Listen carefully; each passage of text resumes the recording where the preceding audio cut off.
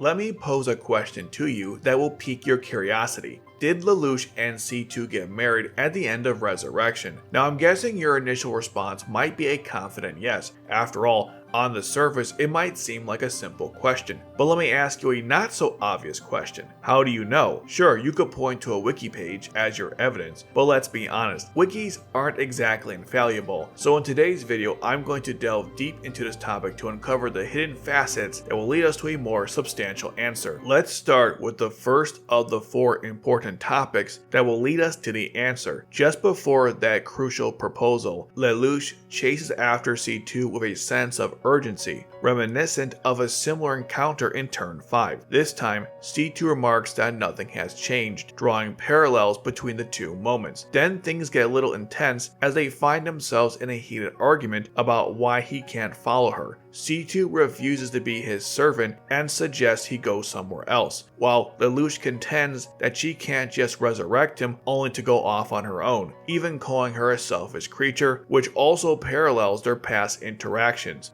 Even though Lelouch called C2 a selfish creature, her actions were anything but. C2 asked about Nunnally when Lelouch approached her because she understands that Nunnally is his reason for living. Thus, she didn't want to get in the way of their reunion. You can tell that Lelouch's decision here surprised C2 based on her reaction. It's almost like she couldn't believe this was actually happening. What follows is the ultimate payoff, the proposal itself. But hold up, did you spot anything intriguing about that interaction? It should have reminded you of something. Think back to their final interaction in the original anime and the film Glorification. Lelouch and C2 tease each other, then Lelouch forgives her and concludes with that faint hint of a romantic encounter, a tender embrace, or maybe even a kiss. Thanks to Colin, we'll never know for sure. The scene in the film mirrors that pattern, first starting with a light-hearted interaction and then evolving into something serious. But let's not stop there. I believe that this isn't just a nod to that scene, but actually building onto it, both in a literal and narrative sense. When Lelouch forgave C2 in their final conversation, he sowed the seeds of wanting to be with her, and that's how the scene in the film progressed from the previous conversation. Now watch those scenes side by side and trust me, you'll see what I mean. There's another element to that final interaction where Lelouch referenced his promise. That's the second of the 4 important topics. The promise encompasses 2 intertwined desires, to make C2 smile once more and to fulfill her wish for genuine love. Lelouch learned that C2's Geass reflected her true desire by forcing others to love her, but because she forced it, by her own admission, it wasn't true love.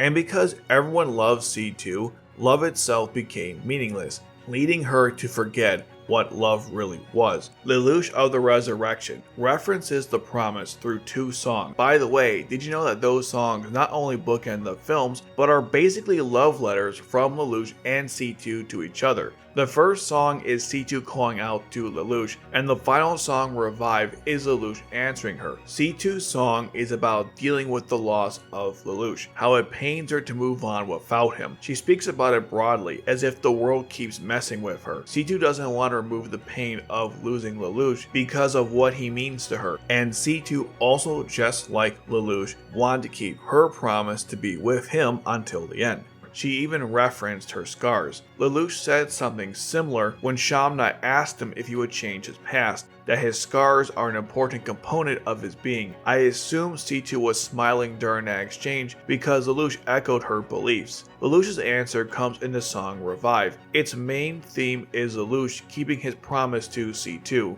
These lyrics aren't just words, they're feelings personified. Lelouch makes his pledge to C2 clear with lines like, "We are one and we are strong, and oh here we stand because of our love." The song even states that the promise is what breathed life back into him, and that makes all the difference. Side note, this line, "I solemnly pledge to you now," refers to something beyond C2 and Lelouch. With Toto and Nagisa in the background together, it also tells us that they became a couple at the end of the film. The reason why I know this is Lelouch's answer to C2 is because the first lines of the song read, "I heard your voice on endless nights, you pervaded the mornings when I woke." I assume this means he understood her pain as well. Now, the literal meaning behind the name Revive refers to Lelouch's resurrection. I think it also refers to C2. C2 was dead inside since she considered an immortal life not truly living.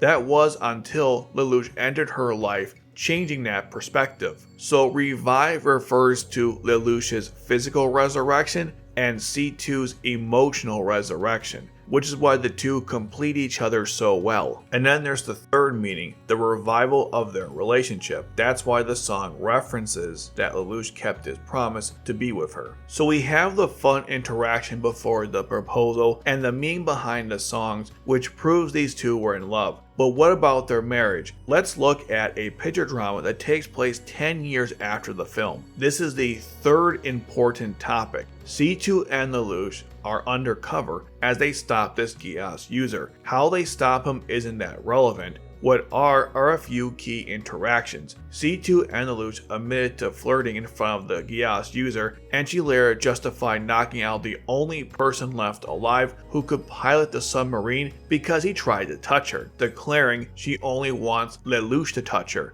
Then we get to this cute interaction where C2 agrees to pilot the submarine if Lelouch pilots it with her. You can reasonably assume here that Lelouch and C2 are a married couple, specifically that she only wants Lelouch to touch her. It demonstrates that these two are a monogamous couple at this point, and the interactions themselves show a relationship beyond simply being boyfriend and girlfriend. Granted, I could understand this is too vague, so for that, we get to discuss the proposal itself, the fourth important topic.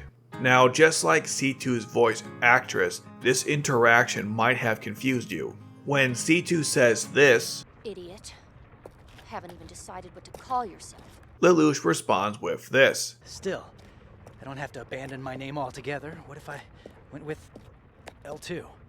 It takes C2 a few moments to fully realize what Lelouch just said. The realization caused tears of joy to stream down her face. Even from just this film, we experience C2's pain. We understand what she went through to revive him, and now that Lelouch has decided to honor his promise, she no longer has to suffer from loneliness. C2 let out all her emotions knowing that her lifelong dream had finally come true. It reminded me of that emotional scene from The Pursuit of Happiness, or how I felt when getting my first job. All that hard work finally paid off. But why did that happen? What's the deal with L2? It's more than just an alias for an immortal, it's a declaration itself. Lelouch is committing to being immortal with C2 to be by her side. It's profound, a connection that ties them together for the end of time. There's something else fascinating about this. Remember when Lelouch said,